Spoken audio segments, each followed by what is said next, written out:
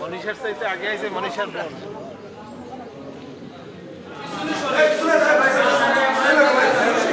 সুমন সুমন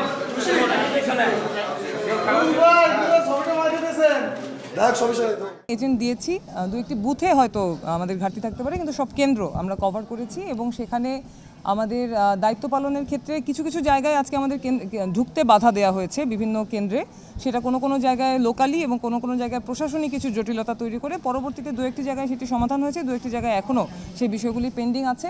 আমরা আশা করব যাতে কারো ক্ষেত্রে বৈষম্য এই ধরনের মূলক আচরণ সেটা যেন প্রশাসনের দিক থেকে না হয়। এখন পর্যন্ত আমরা সেটা সমাধানের অপেক্ষায় আছি।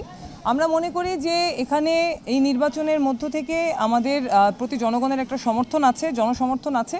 সেই কারণে হয়তো অনেকে কিছুটা আশঙ্কার মধ্যেও থাকতে পারেন এবং সেই কারণে এই ধরনের ভয়ভীতি প্রদর্শনের ঘটনা ঘটছে বলে আমরা মনে করি।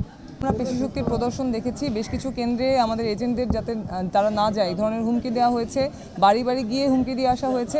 এখন আজকে সরাসরি কোনো হামলার ঘটনা এখন পর্যন্ত ঘটেনি, বেলা গড়ালে বোঝা যাবে আসলে যে পরিবেশ কোন দিকে যায়।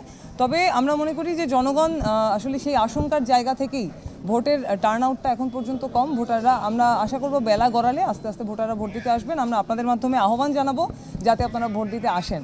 এটা অনেক দিন পরের একটা নির্বাচন, যেখানে গণতন্ত্র উত্তরণের একটা সুযোগ আমাদের তৈরি হয়েছে। আমরা আশা করব জনগণ এই নির্বাচনে স্বতঃস্ফূর্তভাবে অংশগ্রহণ করবে।